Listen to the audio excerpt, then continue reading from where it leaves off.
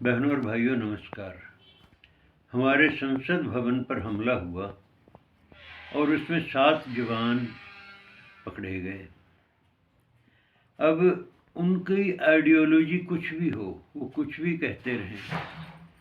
एक बाहर से किसी आतंकवादी ने अपनी तार हिलाई, हमारे सिस्टम को चैलेंज किया और एक डेट फिक्स कर दी। उसी डेट पर इन्होंने ये कार्रवाई की। ये तो उनका उसका एजेंडा इन्होंने सही कर दिया। अपनी जान पर भी खेल गए और मिशनरी भी बन गए, मतलब भाड़े के टट्टू बन गए, क्योंकि वो इनका इस्तेमाल कर गया और इनकी ज़िंदगी बर्बाद हो गई और घर वालों के माथे पर कलंक लग गया। वो बेचारे रो भी रहे हैं और समाज को और सरकार को सिपाहियाँ भी दे रहे हैं।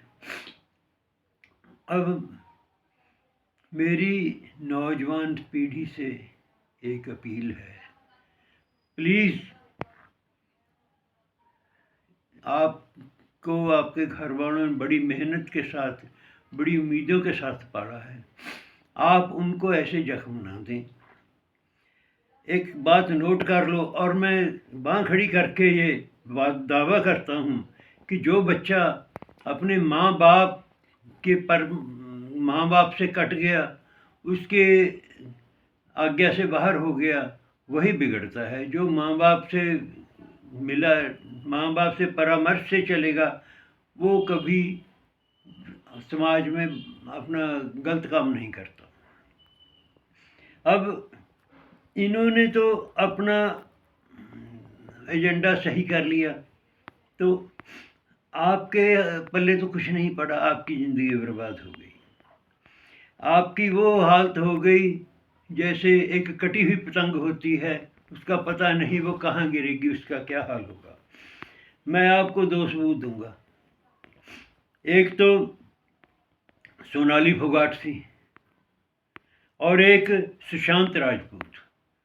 दोनों सेलिब्रिटी थे, दोनों करोड़पति थे और नाम भी था, सब कुछ था, परंतु परिवार से कटे होने की वजह से उनको ऐसी भयानक मौत नसीब हुई कि हम उसका सारे समाज ने देखा है कि ऐसे भगवान किसी दुश्मन को भी ऐसी मौत ना दे।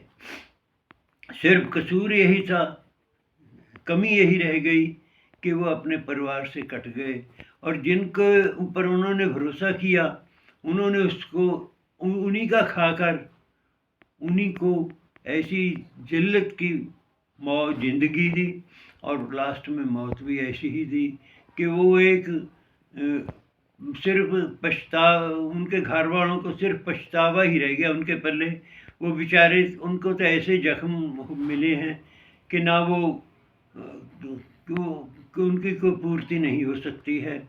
इसलिए मेरी हाथ बांध के अपने नौजवानों को अपील है कि प्लीज़ अपनी ज़िंदगी भी बर्बाद ना करो और अपने घर वालों का भी जीना दुश्वार मत करो।